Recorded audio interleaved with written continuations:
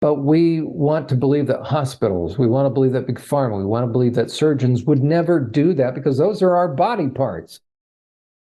They would never prescribe unnecessary surgeries, would they? For $40,000 in a couple hours in a new yacht? Seriously? So yes, there are surgeons out there that will slice the breasts off of your daughters without batting an eye. We need to understand that. They'll chop the penis off of your kid and drill a hole in them where they'll have to dilate, keep an open wound open 3 times a day for the rest of his life. Make him dependent upon pharmaceuticals for the rest of his life. Why? It's big business. We don't want to, and that's all a predator needs, so a financial predator. Along the way, then, you have the influence of pornography that is shaping a kid's perspective of him or herself and relationships and what they can expect, so that along the way, a kid is being perped on. So the two special interests that really benefit from the trans movement are sexual predators and financial predators. Sexual predators will always, inevitably always use pornography. Why? Because you have to dumb the kid down. Oh, this is what people do. This is how you express love. So the more I can convince a young person to believe that it's normal to do anal, or it's normal for a boy to choke a girl in sex, we used to call that sexual assault, where that would be at least 2 to 5, 5 to 10 years. That guy would be in sex offender treatment. What I want parents to understand is this. If any of the men, I've got about 45 men in my sex offender treatment groups right now.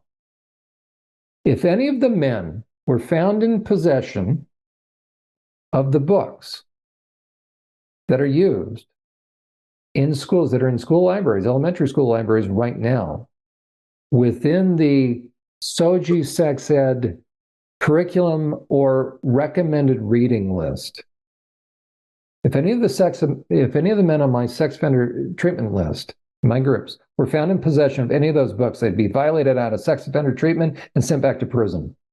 Because these are the kind of books that are used to groom children. John, with that in mind, I want to discuss a few things that you've just said. I want to talk about the RCMP's recent decision to determine that the books that I had brought to their attention were not pornographic. But just so our viewers understand, conversion therapy is something that took place decades ago. It was not present in Canada. It was usually somebody, who was struggling with same-sex attraction, going to therapy, some types of systems of like giving them a rebirth, castrating them, institutionalizing them, electric shock treatments. And so what they decided to do years ago was that was not effective, not beneficial.